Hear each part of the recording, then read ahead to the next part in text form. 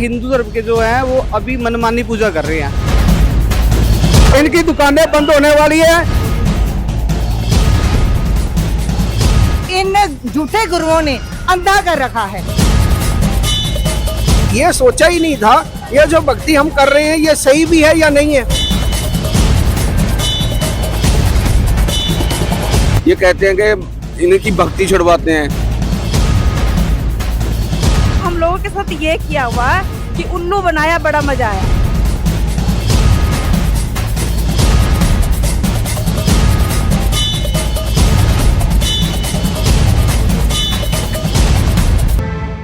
नमस्कार दोस्तों, ऐसे न्यूज चैनल में आपका एक बार फिर से स्वागत है। दोस्तों, आज हम एक बहुत बड़ा मुद्दा को लेकर आए हैं जो सोशल मीडिया पर देखने को मिल रहा है। सोशल मीडिया पर बहुत ज़्यादा ये ट्वीट्स, फेसबुक ट्रेंड और ये इंस्टाग्राम पर पोस्ट देखने को मिल रहे हैं कि हिंदू भाई संभल जाओ, हिंदू भाई धोखे में, हिंदू भाई हमारी भी तो सुनो। तो आज हम ऐसे ही संत रामपाल जी महाराज के भक्तों के बीच में आए हुए हैं और इनसे बातचीत करेंगे पूरे मुद्दे को लेकर कि आखिर ये ऐसा क्या है जो हिंदुओं को जगाने का काम कर रहे हैं, हिंदुओं को संभालने की बात कर रहे हैं, हिंदुओं को समझाने की बात कर रहे हैं। तो इनसे ही बातचीत करते हैं। नमस्कार सर। नमस्कार जी। क्या नाम है सर? नरेश कौशिक मेरा नाम है जी। नरेश कौशिक जी, जैसा कि सोशल मीडिया पे आप लोगों के द्वारा बहुत ज़्यादा ये लोगों को बताया जा रहा है कि हिंदू भाई संभल जाओ, हिंदू भाई धोखे में, तो ऐसा क्या है, ऐसा हिंदू क्या धोखे में है, आप एक बार बताएंगे? ऐसा है जी, हिंदू धोखे में इसलिए हैं कि हिंदुओं ने अपने शास्त्रों को ही पढ़ने में, जो हिंदू के धर्मगुरु थे उन्होंने सारा बेड़ा गर्क कर रखा है। किसी भी चीज़ को समझाने के लिए उन्होंने अपने स्वार्थ के लिए सारे शास्त्र समझाए हैं, अपने स्वार्थ के लिए सब कुछ बनाया उन्होंने और सभी को मिसगाइड किया है। अपने नहीं, किसने मिसगाइड किया है? सभी संतों ने मिसगाइड किया है। संत रामपाल जी महाराज जी ने आकर के हमारे को समझाया है सही वेद और शास्त्र गीता में क्या लिखा हुआ है, सही हिंदू। आपका कहना है कि हिंदू धर्म में जो अभी वर्तमान के साधु संत हैं, जगत गुरु हैं, महंत हैं, इन लोगों ने हिंदू समाज को भ्रमित कर रखा है, गलत ज्ञान दे रखा है। संत रामपाल जी ने सही ज्ञान दे रखा है। कोई प्रमाण है इस चीज का आपके पास? क्या है? गीता में प्रमाण है। गीता में अनुत्तम एक शब्द आता है, उसका मतलब अति उत्तम किया हुआ इन्होंने। सभी धर्म गुरुओं से हमारे गुरुजी ने पूछा भी इसका मतलब बताओ, आपने अनुत्तम का मतलब अति उत्तम क्यों किया? सभी निरुत्तर हो गए। आइए जानते हैं गीता जी से संत रामपाल जी महाराज इस बारे में क्या प्रमाण दिखाते हैं। अब देखिए, श्रीमद् भगवत गीता वही गीता प्रेस गोरखपुर से प्रकाशित है। जयदयाल गोविंद का इसके अनुवादक है। अब अध्याय नंबर 7 के हम श्लोक नंबर 16, 17, 18 3 पढ़ेंगे। पुण्यात्माओं, धन्य हो तुम्हारा ये वही रतन, अनमोल रतन अपने घर रखा था, अपना खजाना हमें पता नहीं था। अब देखिएगा, ये भरतवंशियों में श्रेष्ठ अर्जुन, उत्तम कर्म करने वाले अर्थार्थी, यानी वो तो नीच कर्म करने वाले थे पहले 12 से 15 में थे। अब अच्छे सुकृति न अच्छे कर्म करने वाले अर्थार्थी, आर्त और जिज्ञासु और ज्ञानी, ये 4 प्रकार के भगतजन मुझको बचते हैं। फिर 17 में कहा है कि उनमें नित्य मुझ में सतित अनन्य भक्ति वाला ज्ञानी भक्त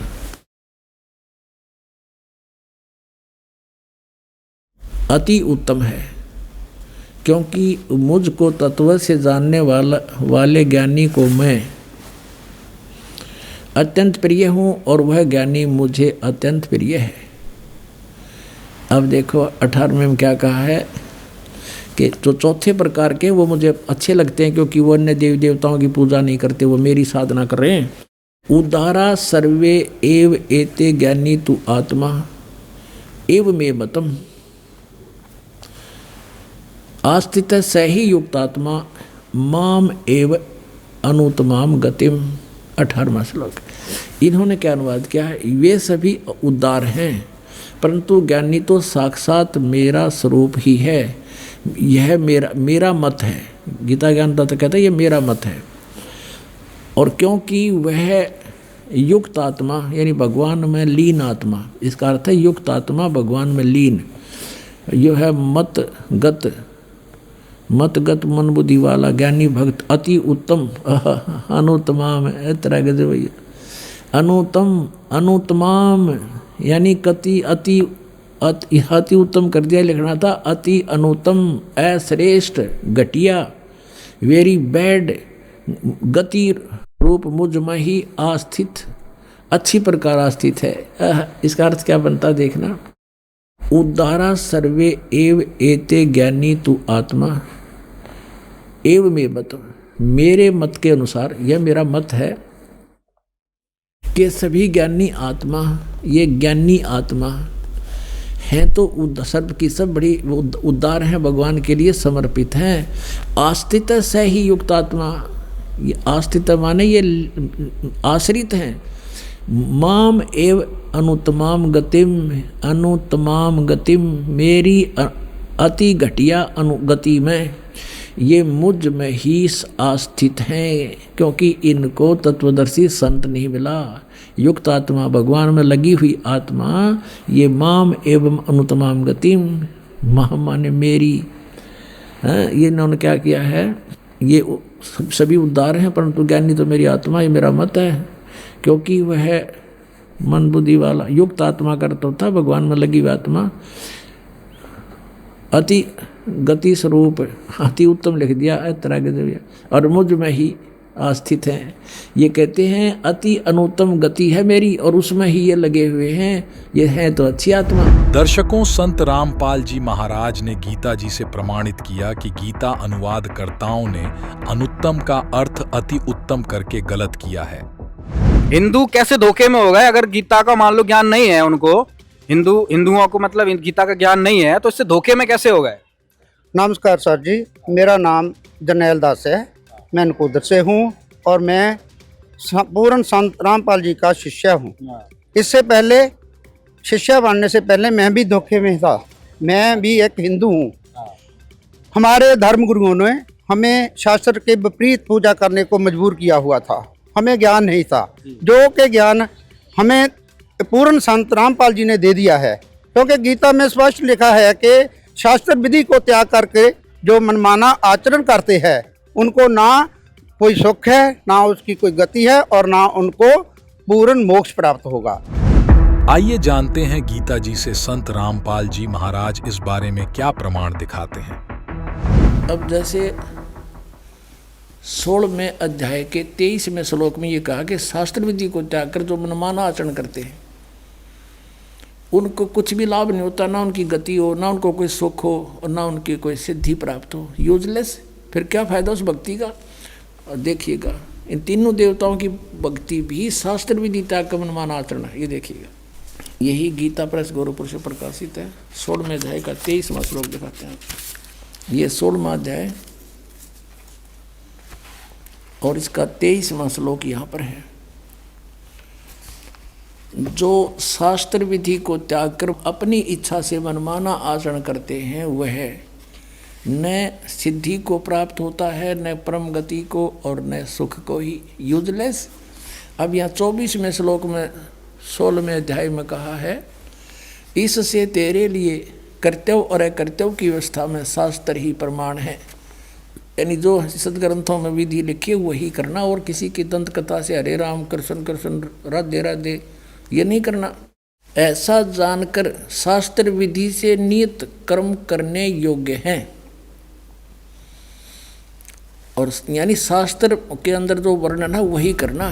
दर्शकों, संत रामपाल जी महाराज ने गीता जी से प्रमाणित किया कि शास्त्र विधि को त्याग कर मनमाना आचरण करना गलत है। पूर्ण संत रामपाल जी द्वारा अनुवादित गीता तेरा ज्ञान अमृत, उसको पढ़िए, उससे जानिए और आप धोखे से बचें और अपने पूर्ण भक्ति करके मोक्ष प्राप्त करो। मैं वैसे देवी को मानता था, हनुमान को मानता था, शिव जी को मानता था, इससे कोई लाभ नहीं होता था। पर बताओ, ये कह रहे हैं कि भाई मैं पहले देवी को मानता था, हनुमान को मानता था, आज पूरा हिंदू समाज ये मानता है, ठीक है बात है। तो इस अगर मान ही रहे हैं तो वो हिंदू धोखे में कैसे हो गए? वो तो सारी दुनिया मान रही है इनको। तो धोखे में ऐसे हैं जैसे अभी जो धर्मगुरु हमारे ये आचार्य जो भी देवकी नंदन जी हैं और ये अनिरुद्धाचार्य जी हैं, अभी आप सोचिए, अब ये सब कहते हैं श्राद्ध मनाओ। गीता जी में श्राद्ध कर लिखा हुआ है 9वें अध्याय 25 श्लोक में कि अर्जुन जो मतलब जो श्राद्ध करेंगे वो पितरों के पास चले जाएंगे। तो ये हमें पितर बना रहे हैं कि हमें भगवान के पास भेज रहे हैं? आप बताओ। अब गीता जी 16वें 6वें अध्याय में मना किया मतलब व्रत नहीं करना है। एकादशी के सबसे पहले व्रत बताते हैं, उसमें कहा निराहार रहते हैं, एकादशी में बिल्कुल नहीं खाना है। तो गीता जी में मना कर रखा है कि भाई जो ये योग भक्ति हम करते हैं, ये तो बिल्कुल ना खाने वाला नहीं सफल होता, जो ज़्यादा खा लेते उनका भी सफल नहीं होता। ना खाना मतलब ये व्रत रखना, एकादशी व्रत में बिल्कुल नहीं खाते। ये बताइए, एकदम विपरीत कर रखे हैं, इसलिए तो हम धोखे में थे। आज तक हमको धोखे में रखे, ना शास्त्रों का सही ज्ञान बता रखा है। आइए जानते हैं गीता जी से संत रामपाल जी महाराज इस बारे में क्या प्रमाण दिखाते हैं। छठे अध्याय के 16वें श्लोक में फिर ये भी कहा कि अर्जुन, यह योग न तो बहुत खाने वाले का और न बिल्कुल न खाने वाले का। बहुत खाना तो यूँ है पेट डली पक्का खा ले, अंगड़ाई टूटे, भक्ति हो को ना। और बिल्कुल न खाना, व्रत रखना भी गीता में मना है। और ये व्रत रखवाओ एकादशी का, ये कहाँ से लाए? और न बहुत सहन करने वाले, सोने वाले का, और न अधिक जागने वाले का सिद्ध होता है। यानी 16वें में तो ये भी कंसेप्ट क्लियर कर दिया है कि व्रत रखना भी व्यर्थ है। और ये एकादशी का व्रत तो बहुत महत्वपूर्ण कर बताते हैं। तो ये लोक वेद है, दंत कथा है, इनकी वेद शास्त्र विधि रहित ज्ञान है। उसके करने से कुछ भी लाभ नहीं होगा। गीता जी अध्याय नंबर 16 के श्लोक नंबर 23 के अनुसार। दर्शकों, संत रामपाल जी महाराज ने गीता जी से प्रमाणित किया कि व्रत आदि रखने से मोक्ष संभव नहीं। एकदम विपरीत कर रखे हैं, इसलिए तो हम धोखे में थे। आज तक हमको धोखे में रखे, ना शास्त्रों का सही ज्ञान बता रखा है। इन्होंने तो हमारे पूर्वजों को गलत भक्ति करा करके भूत बना दिया। आइए जानते हैं गीता जी से संत रामपाल जी महाराज इस बारे में क्या प्रमाण दिखाते हैं। 9वें अध्याय के 25वें श्लोक में स्पष्ट किया है, भूत पूजने वाले भूत बनेंगे। ये देखिएगा, श्रीमद् भगवत गीता, गीता प्रेस गोरखपुर से प्रकाशित है। जयदयाल गोविंद का इसके अनुवादक है। अध्याय नंबर 9 का ये है, अध्याय नंबर 9 श्रीमद् भगवत गीता, श्लोक नंबर 25। देवताओं को पूजने वाले देवताओं को प्राप्त होंगे, पितरों को पूजने वाले पितरों को प्राप्त होते हैं, और भूतों को पूजने वाले भूतों को प्राप्त होते हैं, और मेरा पूजन करने वाले मुझको ही प्राप्त होते हैं। अब ये श्राद्ध कितना आगे फिर अब आपको दिखाते हैं एक झलक पुराणों में क्या लिखा है। एक मार्कंडेय पुराण है, मार्कंडेय पुराण, ये गीता प्रेस गोरखपुर से प्रकाशित है। गीता प्रेस गोरखपुर से प्रकाशित है। ये गीता प्रेस गोरखपुर से प्रकाशित है। ये 242 पृष्ठ पे संक्षिप्त मार्कंडेय पुराण, रोच्य मुनि की उत्पत्ति कथा। मार्कंडेय जी कहते हैं कि ब्राह्मण, पूर्व काल की बात है, प्रजापति रुचि ममता और अहंकार से रहित इस पृथ्वी पर विचरते थे। उन्हें किसी से भय नहीं था, वे बहुत कम सोते थे। उन्होंने न तो अग्नि की स्थापना की थी, न अपने लिए घर ही बना रखा था। वे एक बार भोजन करते और बिना आश्रम के ही रहते थे। उन्हें सब प्रकार की आसक्तियों से रहित एवं मुनिवर्ती में देख उनके पितरों ने उनसे कहा, ये देखिए, ये चारों आगे भूत बन रहे, ये देखो, ये रुचि ऋषि है, ये इनके पहले बने हुए वो पंडित जी सारे भूत पूज का भूत बन गए। अब ये दिख गए इसने सारे इकट्ठे।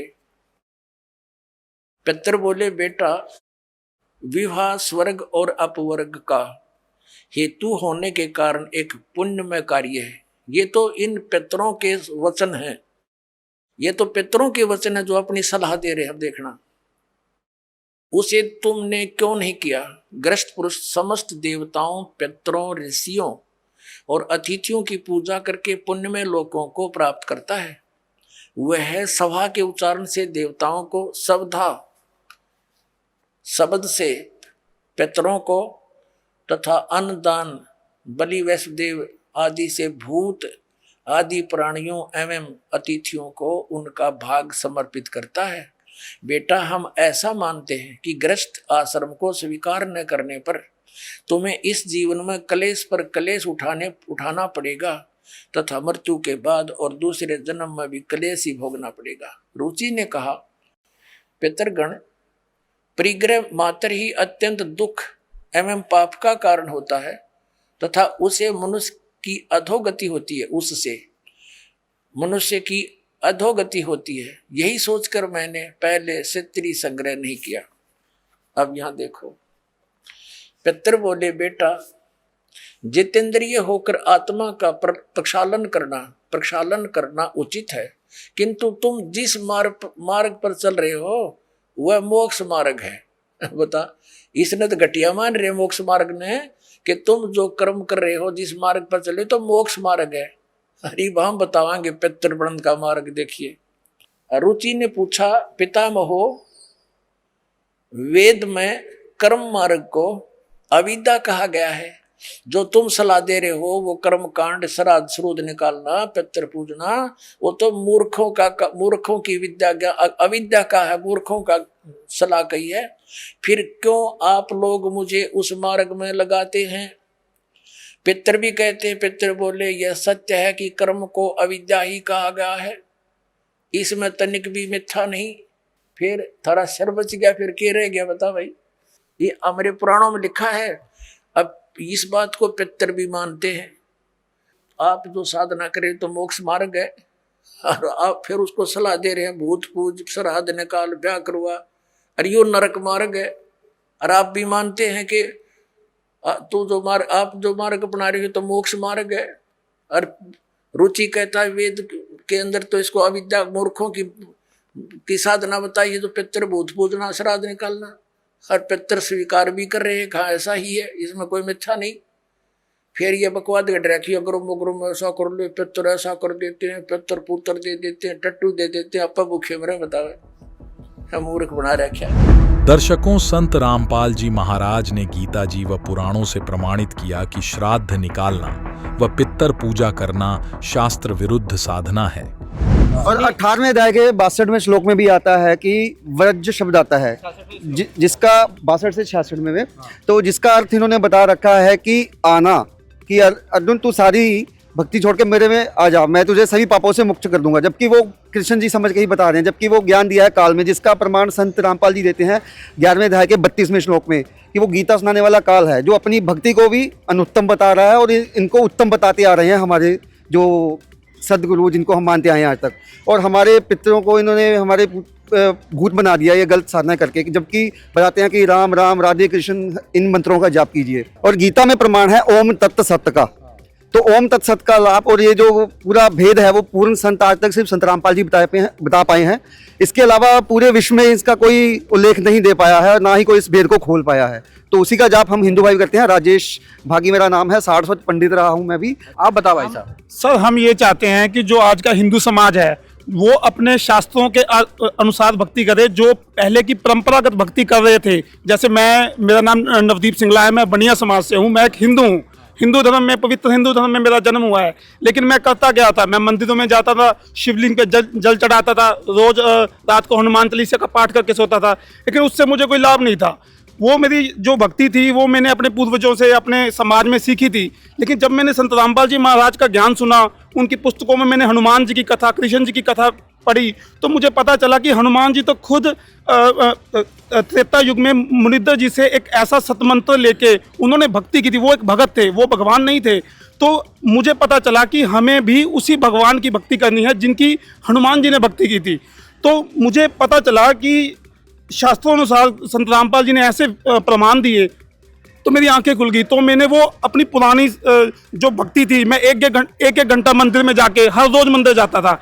तो मैं इतना कंफ्यूज हो गया कि मैं अब क्या करूं। तो मुझे मजबूरन संत रामपाल जी महाराज से दीक्षा लेनी पड़ी, क्योंकि मैं अपना कल्याण करवाना चाहता था।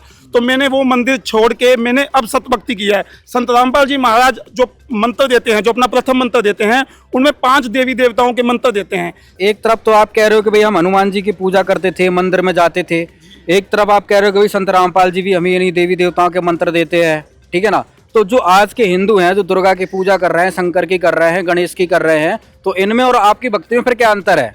सर देखिए, संत रामपाल जी महाराज ने बताया है कि जो ये देवी देवता हैं, इनके कोड मंत्र हैं। जैसे हमारे मोबाइल का एक पासवर्ड होता है, वैसे इन देवी देवताओं के लोक में जाने के लिए भी इनके गुप्त मंत्र हैं। वो मंत्र जो हैं वो हमारे शास्त्रों में लिखे हुए हैं, लेकिन हमें उन मंत्रों का किसी भी धर्मगुरु ने कोई ज्ञान नहीं दिया। और हमें एक ऐसी साधना में लगा दी जिससे कोई लाभ नहीं था। संत रामपाल जी महाराज जी ने कबीर परमात्मा की वाणी से उन मंत्रों का बारे में हमें अवगत कराया और उन मंत्रों का जाप देकर हमें वही देवता जो पहले कभी लाभ नहीं देते थे अब वो लाभ देते हैं। सर एक चीज़ बताइए, चलो आपने ये मान लिया कि जो आज का हिंदू समाज है, जो मंदिरों में जाता है, पूजा करता है, वो आप लोगों के कहने से संत रामपाल जी महाराज के अनुसार कि भाई ये हिंदू तो हैं लेकिन भक्ति गलत कर रहे हैं, और हिंदू आप भी हो लेकिन अब आप सही भक्ति करने लगे, है ना, ये अंतर है ना। आप ये बताइए, मान लो अगर वो कर भी रहे हैं तो उससे उनको नुकसान क्या है? करते रहेंगे वो, आप अपना करते रहो। सबसे पहले तो सर हमें समझना पड़ेगा कि शास्त्र विधि अनुसार जो भक्ति है वो हमारे धर्म ग्रंथों में वर्णित है। जैसे हिंदू धर्म का सर्वश्रेष्ठ जो ग्रंथ है वो वेद माना जाता है, और यजुर्वेद अध्याय नंबर 40 मंत्र नंबर 15 उसमें कहा गया ओम कर्तुम समर किलवे समर कर्तुम समर। ओम का नाम जाप जो है काम करते करते सिमरण कर और विशेष कसक के साथ सिमरण कर, तो तुझे ओम से मिलने वाली परम गति प्राप्त होगी। ये हमारे वेदों में लिखा है। गीता जी हमारे सभी जो धर्म जो गुरु हैं वो गीता जी के अनुसार साधना बताते हैं, पर जो गीता जी में लिखा है उन मंत्रों का किसी को जाप नहीं बताते। वो बताते हैं हरे राम हरे कृष्ण राधे राधे श्याम मिला दे, यही मंत्र बताते हैं। जबकि गीता जी अध्याय नंबर 8 और मंत्र नंबर 13 उसमें लिखा है कि ओम इति एकाक्षरम ब्रह्म व्यवहारन माम अनुश्रवण यम प्रयाति तेजम देहम संयाति परमाम गतिम। सिर्फ ओम का नाम का जाप बताया गया है। और संत रामपाल जी महाराज गीता जी अध्याय नंबर 17 श्लोक नंबर 23 ओम तत्सत इत निर्देशा ब्राह्मण त्रिविध समर्था, ये तीनों मंत्र का जाप देते हैं और विधिवत देते हैं, ग्रंथों के अनुसार देते हैं, जिसका लाभ होता है और वही मंत्र जाप करना चाहिए। आइए जानते हैं गीता जी से संत रामपाल जी महाराज इस बारे में क्या प्रमाण दिखाते हैं। श्रीमद् भगवत गीता जयदयाल गोविंद का इसके अनुवादक हैं। अध्याय नंबर 8 के श्लोक नंबर 13 हम आपको दिखाते हैं। ये क्या बताता है 13वें श्लोक में? ओम इति एकाक्षरम ब्रह्म व्यवहारन माम अनुस्मरण ये प्रयाति तजंदेहम स याति परमाम गतिम।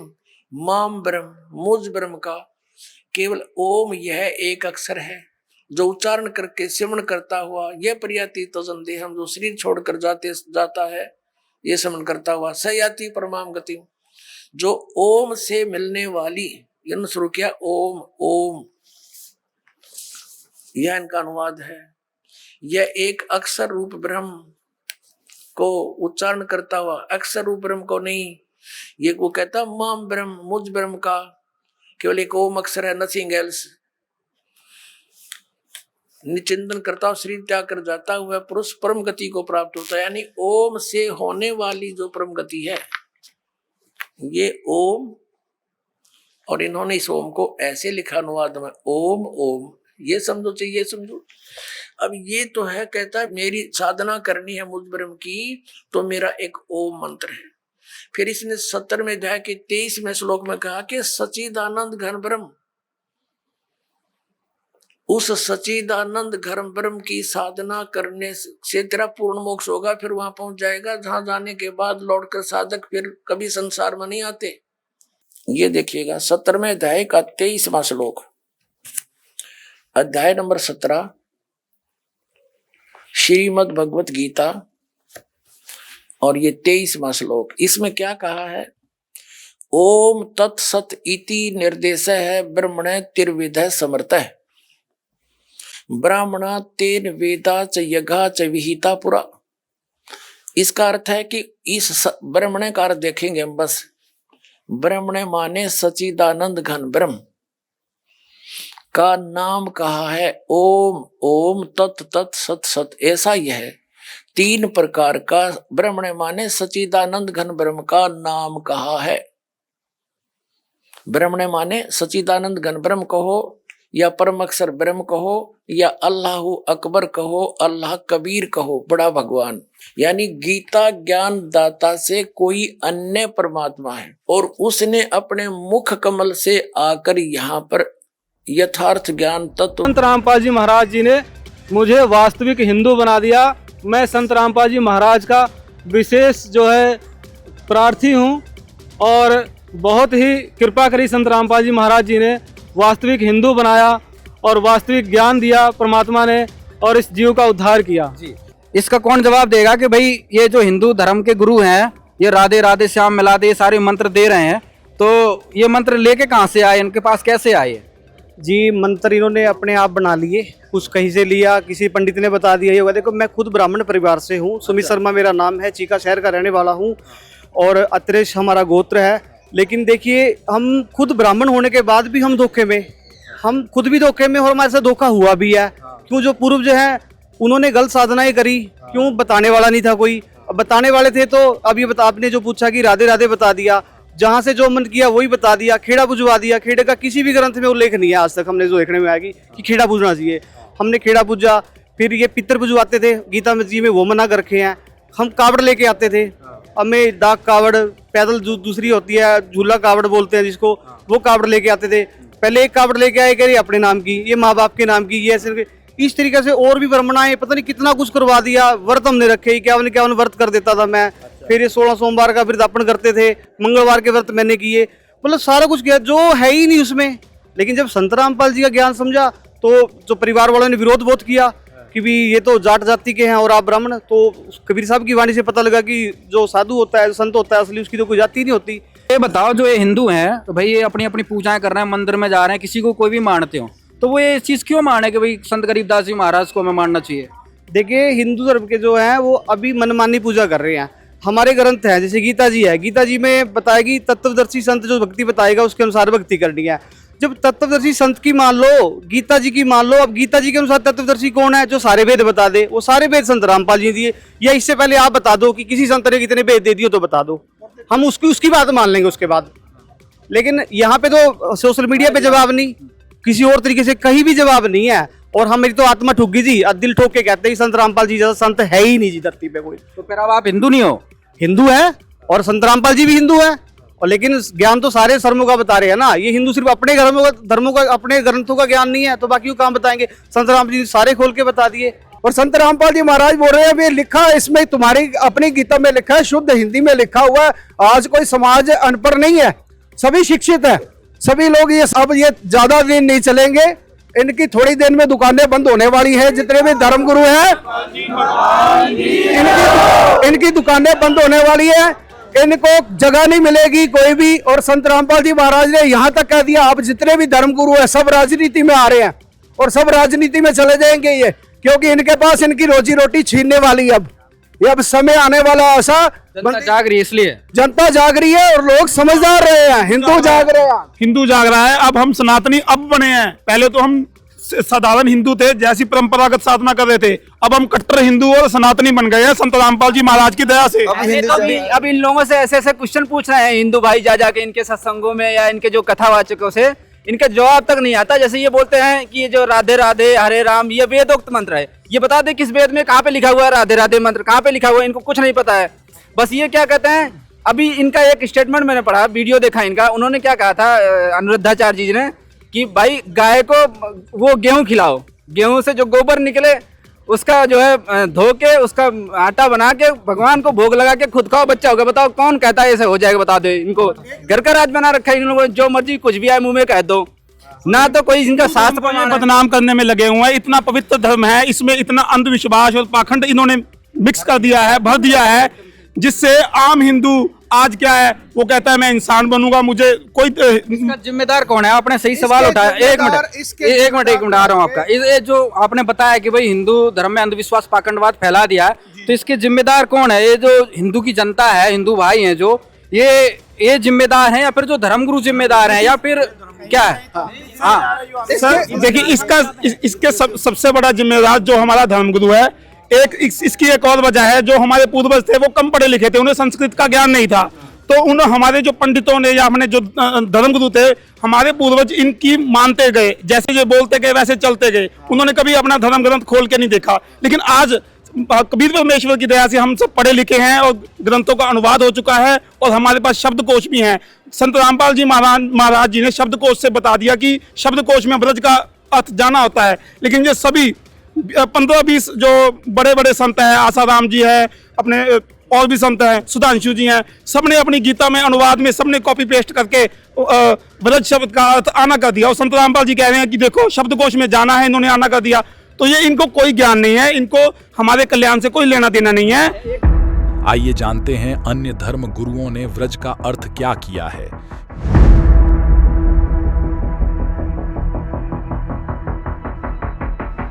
श्री सुधांशु जी आचार्य, श्रीमद् भगवत गीता, आचार्य सुधांशु जी महाराज,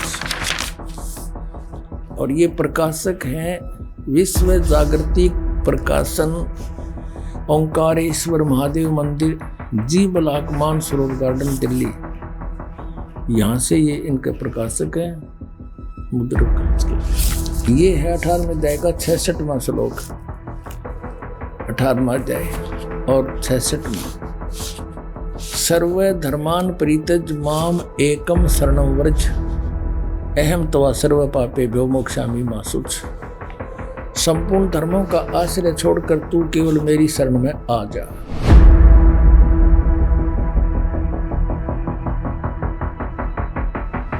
श्रीमद् भगवत गीता। ठीक,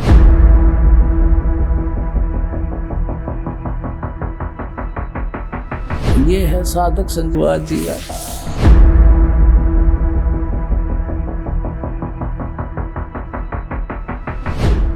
ये है श्री। अब देखते हैं कि संस्कृत हिंदी शब्दकोश में व्रज शब्द का सही अर्थ क्या है। सभी अनुवादकर्ताओं ने भट्ठा बैठा रखा है। सभी ने कहा कि व्रज माने आजा, आना, जबकि व्रज माने जाना होता है। पहले इस शब्द कोश से क्लियर करते हैं। अब देखिएगा, संस्कृत हिंदी कोश वामन शिवराम आपटे द्वारा इसका संग्रह किया गया है, और यह है मोतीलाल बनारसी दास पब्लिशर्स प्राइवेट लिमिटेड, दिल्ली से प्रकाशित है। इसके 993 पृष्ठ है। व्रज माने जाना, चलना, प्रगति करना, विदा होना, ये सारा है, निर्वासित होना।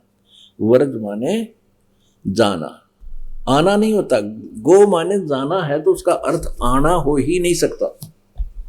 एक सीधी सी बात है। इंग्लिश वर्ड है गो, उसका अर्थ था जाना, उसका अर्थ कम नहीं हो सकता। अगर कोई कम करता है तो उसने कोई ज्ञान नहीं। व्रज माने जाना है तो उसका आना जिसने किया है उनको कति ज्ञान नहीं, उन्हें अनर्थ कर दिया। आइए अब जानते हैं कि संत रामपाल जी महाराज ने व्रज शब्द का अर्थ क्या बताया है। अब देखिएगा, श्रीमद् भगवत गीता के अनुवादकर्ताओं की कलाबाजी। ये देखिए, जयदयाल गोविंद का गीता प्रेस गोरखपुर से प्रकाशित है। ये 18वां अध्याय, श्रीमद् भगवत गीता 18वां अध्याय, और ये 66वां श्लोक। इसमें व्रज शब्द स्पष्ट है। सर्वधर्मान परित्यज माम एकम शरणं व्रज, अहम तवा सर्व पापेभ्यः मोक्षामि मा शुच। क्या अर्थ किया इन्होंने? संपूर्ण धर्मों को अर्थात संपूर्ण कर्तव्य कर्मों को मुझ में त्याग कर तू केवल एक मुझ सर्वशक्तिमान सर्वाधार परमेश्वर की शरण में आ जा। व्रज माने आ जा। अरे वाह, ये आपने देख लिया, गीता प्रेस गोरखपुर से प्रकाशित है। वो तो इनका कोई ज्ञान है। अब श्रीमद् भगवत गीता अध्याय नंबर 2 के श्लोक नंबर 7 में अर्जुन कह रहा है कि मैं आपकी शरण हूँ और आपका शिष्य हूँ। आप मुझे यथार्थ ज्ञान बताइए, अब मेरी बुद्धि काम नहीं कर रही है। तो श्री कृष्ण की शरण में अर्जुन तो पहले ही था। अब ये कहे कि मेरी शरण में आ जा, अपनी शरण के लिए कह रहा नहीं कि 3 परमात्मा, सरपुरुष, अक्षर पुरुष, परम अक्षर पुरुष। पुण्यात्मा, गीता जी अध्याय नंबर 8 के श्लोक नंबर 1 में अर्जुन ने पूछा कि प्रभु, आपने जो गीता जी अध्याय नंबर 7 के श्लोक नंबर 29 में कहा है कि जिन्होंने तत्वदर्शी संत मिल गया, उन्होंने सारे अध्यात्म ज्ञान को समझा और सभी कर्मों से परिचित हुआ और वो तत्ब्रह्म से परिचित हुआ। फिर वो जरा और मरण से मुक्ति के लिए ही, छुटकारे के लिए ही वो साधना यत्न करता है, प्रयत्न करता है। वो इस संसार की किसी वस्तु की डिमांड नहीं करता, उस तत्ब्रह्म को जान लेता है। तो यहाँ गीता जी अध्याय नंबर 8 के श्लोक नंबर 1 में अर्जुन ने पूछा किम तत्ब्रह्म, वो तत्ब्रह्म क्या है जिसके जानकर फिर कुछ किसी वस्तु की डिमांड नहीं करता, जरा और मरण से मोक्ष प्राप्ति ही चाहता है। तो वो किम तत्ब्रह्म, ये देखिएगा श्रीमद् भगवत गीता, जयदयाल गोविंद का इसके अनुवादक हैं, गीता प्रेस गुरुपुर से प्रकाशित है। इसको 8वें अध्याय के ये थोड़ा सा दिखाते हैं आपको, ये देखिएगा 8वां अध्याय 8वां अध्याय। इसके प्रथम मंत्र में, प्रथम श्लोक में अर्जुन ने पूछा किम तत्ब्रह्म, किम अध्यात्म, किम कर्म पुरुषोत्तम, अधिभूतम च किम प्रोक्तम, अधिदैवम किम उच्यते। वो किम तत्ब्रह्म, हे पुरुषोत्तम वह ब्रह्म क्या है। अब इसका उत्तर दिया है गीता ज्ञानदाता ने। अब तीसरे श्लोक में श्री भगवान उवाच, वह परम अक्षर ब्रह्म है, वह परम अक्षर ब्रह्म है वो। अब गीता ज्ञानदाता 8वें अध्याय के तीसरे श्लोक में उत्तर देता है कि वो परम अक्षर ब्रह्म है। वो परम अक्षर ब्रह्म है, वो गीता ज्ञानदाता से अलग है। अब एक सरपुरुष, एक अक्षर पुरुष, एक परम अक्षर पुरुष, ये 3 प्रभु हैं। अब यहाँ गीता अध्याय नंबर 15 के श्लोक नंबर 1 से लेकर 4 तक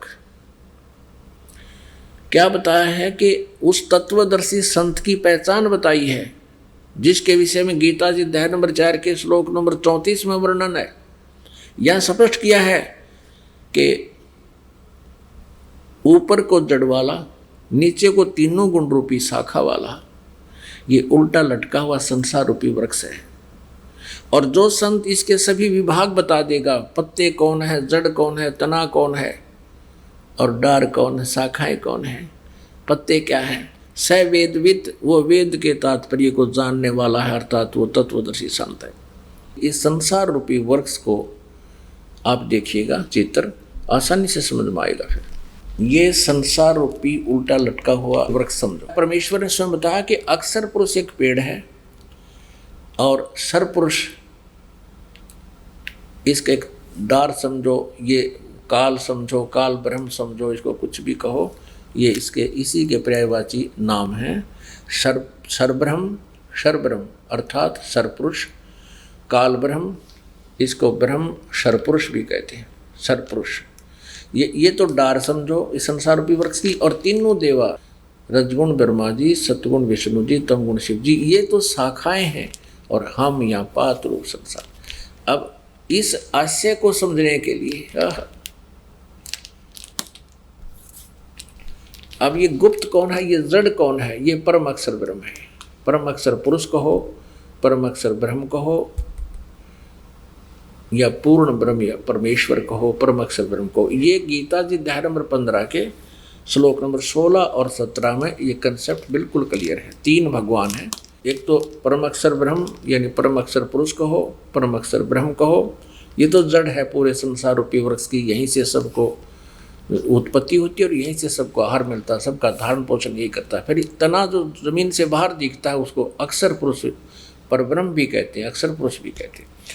और उसके फिर एक डार है, वो सरपुरुष है, ये ब्रह्म है जो गीता बोल रहा है। और तीनों देवा, रजगुण ब्रह्मा, सतगुण विष्णु, तमगुण शिव जी, ये शाखा हैं और हम पात रूप संसार।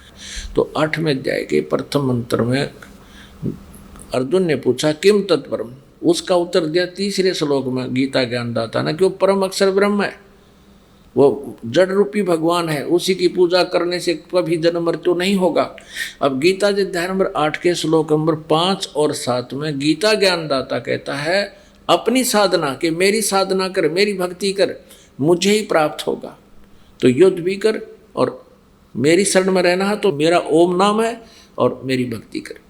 अब यहाँ फिर आइए 5वें में गीता ज्ञानदाता कहता है जो पुरुष अंत काल में भी मुझको ही स्मरण करता हुआ शरीर को त्याग कर जाता है, मद भावम यानी मेरे भाव में भावित रहकर मेरे भाव को ही प्राप्त रहता है, मेरे साक्षात स्वरूप को प्राप्त होता है, ये नहीं, मद भावम मेरे भाव में भावित रहता है, उसको प्राप्त रहता है, इसमें संशय नहीं है।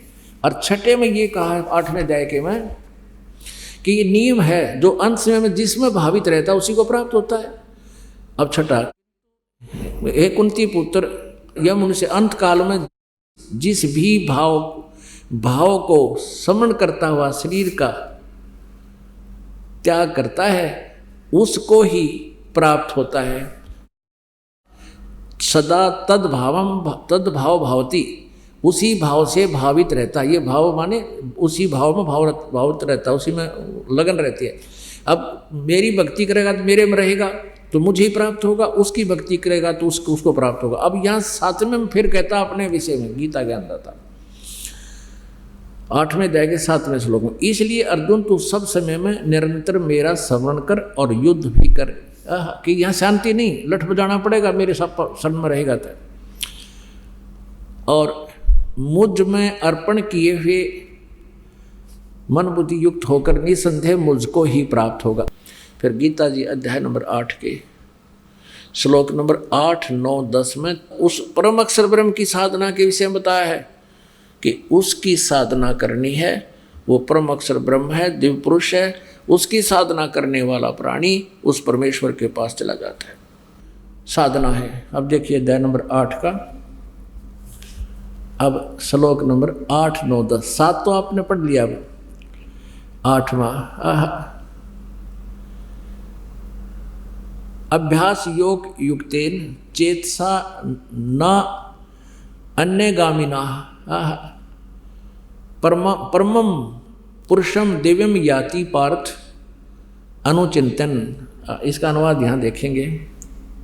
हे पार्थ, यह नियम है परमेश्वर के उस सच्चिदानंद घन ब्रह्म के जो उत्तम परम अक्षर ब्रह्म के ध्यान के अभ्यास रूप योग से युक्त, ध्यान नहीं है ये, अभ्यास योग युक्तेन जो नाम जाप दिया जाएगा वो 3 मंत्र का, उसके अभ्यास योग माने साधना के बल से दूसरे युक्त से युक्त उसमें लगा हुआ, दूसरी ओर न अन्यगामिना यानी और किसी भी देवता की भक्ति नहीं करे, किसी में मन नहीं जावे, दूसरी ओर न जाने वाले चित्त से अनन्य मन से निरंतर चिंतन करता हुआ परम दिव्यम पुरुषम याति उस सच्चिदानंद घन ब्रह्म को प्राप्त होता है, उस परम अक्षर ब्रह्म को प्राप्त होता है, परम प्रकाश रूप दिव्य पुरुष को अर्थात परमेश्वर को ही प्राप्त होता है। ये गीता ज्ञानदाता से अन्य है।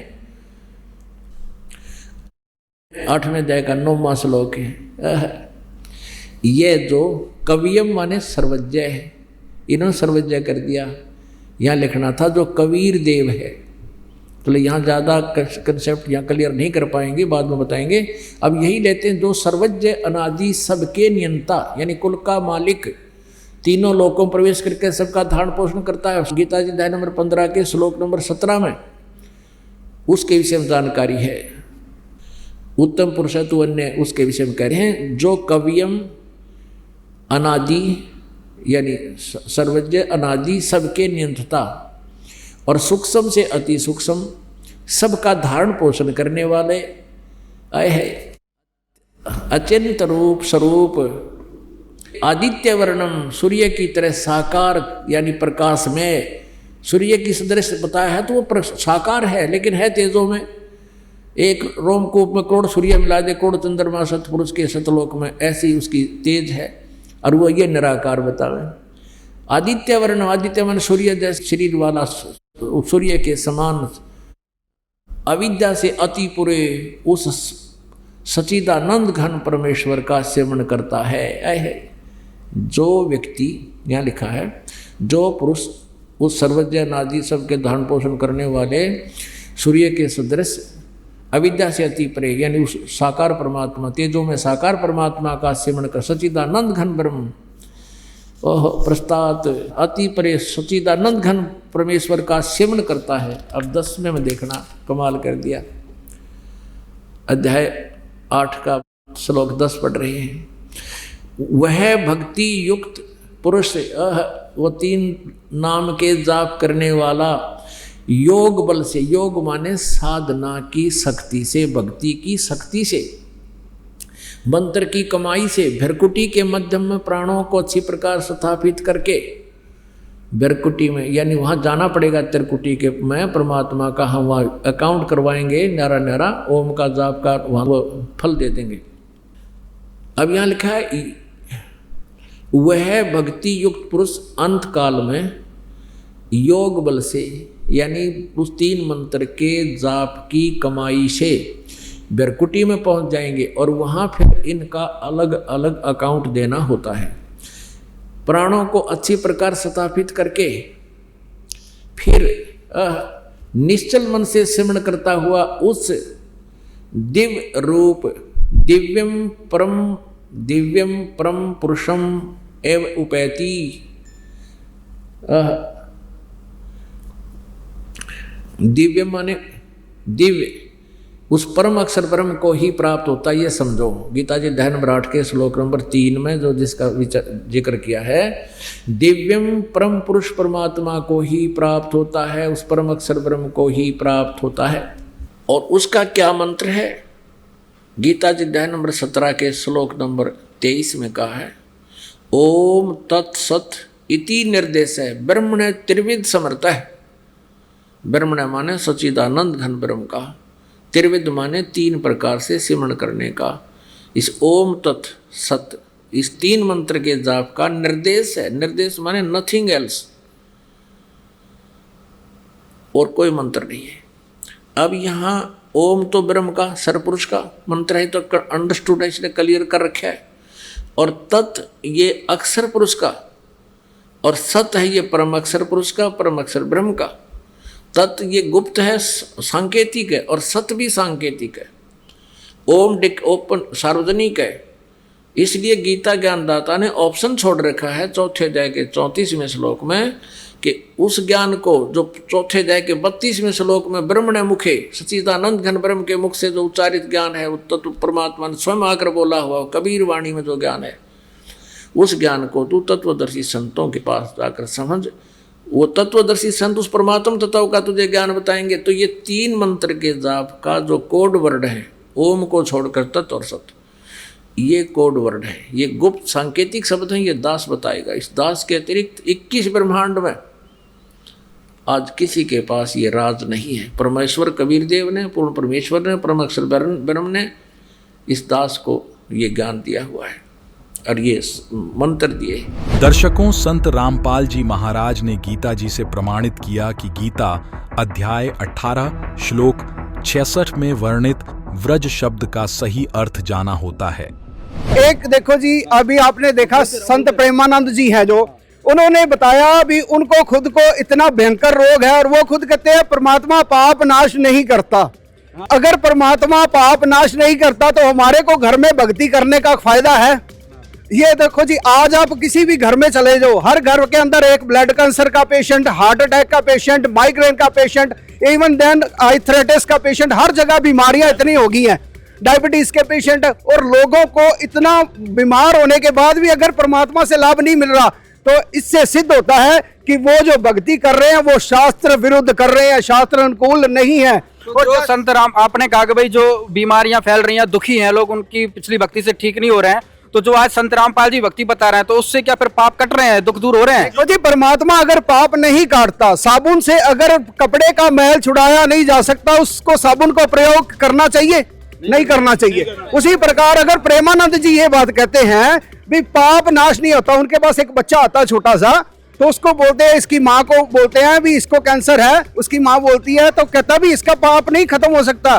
तो जबकि संत रामपाल जी महाराज वेदों के अंदर ये सिद्ध करते हैं और इसके अंदर यह स्पष्ट बताते हैं कि भी परमात्मा घोर पाप को भी नष्ट कर सकता है। दर्शकों, अब आपको दिखाते हैं एक ऐसे श्रद्धालु का अनुभव जिसने संत रामपाल जी महाराज से नाम दीक्षा लेने से पहले शास्त्र विरुद्ध साधना करके अपने जीवन में क्या-क्या कष्ट उठाए। देखिए। सर नमस्कार। नमस्कार सर। सर क्या नाम है आपका? मेरा नाम जी सुखदेव सिंह है जी। कहाँ से आए सर आप? मैं जी जिला करनाल, तहसील निस्संग, गांव अमूपुर का रहने वाला हूँ, हरियाणा में। सर संत रामपाल जी महाराज के शरण में कैसे आए आप? मैं जी बीमार था। मेरे को इस आंत में जख्म थे, जो दो आंत होती है ना, इसमें जख्म थे और लीवर में जख्म थे। लीवर बिल्कुल डैमेज था। कई सालों 10-12 साल मंजी पे रहा। कभी दिल्ली होली फैमिली गया, अम्बाड़ा, पटियाला ये प्रमोद मित्तल, अमर हॉस्पिटल, राजेंद्रा हॉस्पिटल, इनमें कभी 10 दिन एक हॉस्पिटल में दाखिल रहता था, कभी 10 दिन दूसरे हॉस्पिटल में दाखिल रहता था, कभी दिल्ली ओली फैमिली में दाखिल रहता था, कभी करनाल अजय गुप्ता में दाखिल रहता था। ऐसे करते करते मेरे को 12 साल बीत गए। 1 महीने में 10 दिन तो हॉस्पिटल में दाखिल रहता था और 10-15 दिन उसके बाद सियाने जो झाड़ फूक लगाते हैं, बड़े बड़े ये मुसलमान जो जैसे मुजफ्फरनगर हैं, रुड़की, मरेल कोटला, पटियाला, करनाल, जो हमारे साथ के जितने भी सियाने झाड़ फूक वाले थे उनके पास भी जाता था। और मेरी ऐसे करते करते आर्थिक स्थिति भी बहुत डाउन होने लगी। हमारे पास 40 किले ज़मीन है, 3 भाई हैं। इतना कुछ होते हुए भी पूरा परिवार गलने लग गया, बीमारी में जूझने लग गया। मैं भी एक मंजी पे, मेरी घरवाली भी एक मंजी पे। ऐसे करते करते एक दिन में 4-4 मुसीबतें, प्रेत बाधा थी मेरे को बहुत तकड़ी जी। 4-4 मुसीबतें एक दिन में खड़ी हो जाती। जैसे मैं भी मंजी पे पड़ा, मैं अपनी घरवाली को बोला भी किसी रिश्तेदार को बुलाओ, मेरे को दाखिल कराओ। अब तो मेरे अंदर पानी भी नहीं जाता। 10-12 साल सर मेरे इतनी तकलीफ़ थी मेरे को भी, बाथरूम भी मैं बाल्टी में करता था। इतना दुख था मेरे को। हॉस्पिटल में जाते जाते भी जिस डॉक्टर के पास जाते तो कोई बोलता था अभी तेरा लीवर बिल्कुल डैमेज, कोई बोलता था तेरी आंत में जख्म है, कोई बोलता था तेरे पूरे पेट में जख्म है। तो था क्या, मेरे पेट में इतनी तकलीफ़ थी, मेरे अंदर गर्मी के दिनों में भी गर्म पानी जाता था, रोटी नहीं जाती थी। थोड़ी बहुत खिचड़ी दलिया ऐसे कुछ ना कुछ खाता था या थोड़ा दूध पीता था। ऐसे करते करते मतलब हॉस्पिटलों में सारा घर बर्बाद हो गया। मेरे पास ट्रैक्टर था सोनालिका, घर की स्थितियाँ ऐसी बनी जी, वो ट्रैक्टर भी बिक गया। मेरे पास गाड़ी थी इंडिका विस्टा टॉप मॉडल में, वो भी बिकी जी। मेरे पास बुल्ट मोटरसाइकिल थी जी, वो भी बिकी जी। मेरे पास बहुत अच्छे अच्छे डंगर थे, भैंसें थी, गायें थी, 1 क्विंटल दूध देता था जी। ऐसा ऐसा करके पूरे के पूरे डंगर भी बर्बाद, मेरी गायें भी बर्बाद, भैंस भी बर्बाद, पूरे के पूरे जो साधन था घर में वो भी ख़त्म। घोड़ी थी मेरे पास बहुत अच्छी जी, वो भी मरी। सारा कुछ ये प्रेत करवाता था। रात को मेरे को बोलता था भी सुबह तेरा ये नुकसान होगा, वो ही हो जाता था। अगर डंगरों के बारे में बोलता था वो हो जाता था। ज़मीन के बारे में बोलता था अभी तेरे दाने नहीं होंगे, तो वो नुकसान होता था। अगर घरवाली के बारे में बोलता था सुबह इसको ये तकलीफ़ होगी, तो वही हो जाती थी। पूरी रात मेरा परिवार सोता था, खाता था, दिन में पीता था, रात को सोता था। मैं पूरी रात ऐसे देखता रहता, रोता था, तड़पता था। जो डॉक्टर मेरे को 2 गोलियां देता था ना भी, एक अगर तकलीफ़ हो 1 गोली खाना, ज़्यादा तकलीफ़ हो 2 खाना, वो 10-10 गोलियां भी खाता था। बिल्कुल तकलीफ़ नहीं हटती थी। मेरी घरवाली भी दुखी, मैं भी दुखी। मैं बोला अभी मेरे को दाखिल कराओ। घरवाली को मेरी को पेंडस की परेशानी थी, वो बोली मेरे को भी दाखिल कराओ, मेरे को तकलीफ़ है बहुत ज़्यादा। इतने में क्या हुआ, मेरा छोटा लड़का था 6-7 साल का, वो इतना बड़ी ना सोटी लेके खेत में गया, हम खेती करते हैं, तो ड्योड़ पे ऐसे फिसला ना हो, उसने मुंह में डाल रखी थी वो सोटी, तो ऊपर ताड़ू में चढ़ गई वो सोटी। इतना ऊपर से मांस पाट गया। हम तो अपनी मुसीबत भूल गए, उस लड़के को लेके चले। इतने में एक भैंस ने सींग फंसा के एक सींग निकाल लिया। 4-4 मुसीबतें। वो प्रेत एकदम हमारे साथ इतना दुख देता था, बोलता था कहाँ जाओगे, किसके पास जाओगे, मैं तुम्हारे घर से नहीं जाता। 4-4 मुसीबतें। प्रेत एकदम उसकी जगह बना रखी थी, रात दिन दीवा लगाते थे उसका। अब देखिए संत रामपाल जी महाराज से शास्त्र अनुकूल भक्ति साधना प्राप्त करने से इस श्रद्धालु का जीवन कैसे सुखी हुआ। सर आप इतनी सारी मुसीबतों से जूझ रहे थे, इतनी सारी परेशानी आपके ऊपर थी, दुखों का पहाड़ आपके ऊपर था, उन सारी बीमारियों से, परेशानियों से आपको कैसे निजात मिली? हाँ जी, जब मैं संत रामपाल जी महाराज से नाम दीक्षा ली ना, तो उसी दिन से नाम दीक्षा लेने से ही मेरे को ना बहुत 25 पैसे आराम मिला। मेरे को नींद आई, मेरे शरीर में कुछ आराम मिला। आराम मिलने के कारण मैं फिर आश्रम में जाता रहा। दिन प्रतिदिन संत रामपाल जी महाराज मेरे को मिले। वो बोले बेटे ऐसा हो जाएगा जैसे 16 साल का लड़का होता है, बिल्कुल पहले जैसा हो जाएगा। मेरे को विश्वास नहीं हुआ। थोड़ा सा मैं बोलता ऐसे कैसे हो जाऊंगा, चलो ठीक तो हो जाऊंगा, पर इतना बढ़िया मैं नहीं हो सकता। पर दिन प्रतिदिन संत रामपाल जी महाराज जी मेरे को 8 दिन में 7 दिन में मिलते रहे। बेटे ऐसे भक्ति कर, बेटे ऐसे नाम मंत्र का जाप कर, बेटे तू ज्ञान गंगा पढ़े कर, कानों में लीड लगा के बेटे सुने कर। मेरे को कई बार संत रामपाल जी महाराज जैसे दिव्य दृष्टि का कारण सा कुछ बनता है, साथ में आके ऐसे मेरे को मिलते और मिलके मतलब मेरे को बताते। दिन प्रतिदिन राम आने की वजह से मेरे को कोई मुसीबत नहीं। संत रामपाल जी महाराज के आगे दंडवत प्रणाम करते हैं, पूरा उसको परमात्मा की तरह मानते हैं। मेरी घरवाली भी बिल्कुल ठीक, मेरे बच्चे भी बिल्कुल ठीक, मेरे जो पारिवारिक कोई भी परेशानी थी, आज मेरे को कोई भी परेशानी नहीं। मैं ऐसे ही हूँ जैसे संत रामपाल जी महाराज बोले थे ना, बेटे 16 साल का बना दूंगा। आज मैं, उम्र तो मेरी 47 साल है, पर है मैं वैसे संत रामपाल जी महाराज की कृपा से 16 साल जैसा लड़के जैसा ही हूँ मैं जी।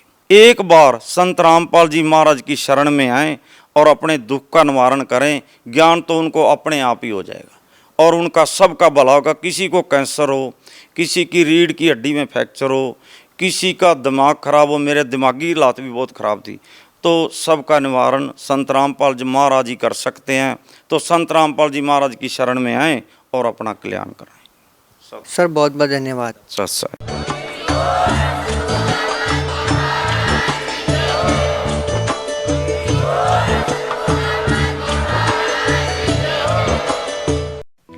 आप सुन रहे थे जगत गुरु तत्वदर्शी संत रामपाल जी महाराज के मंगल प्रवचन। अधिक जानकारी के लिए संपर्क करें।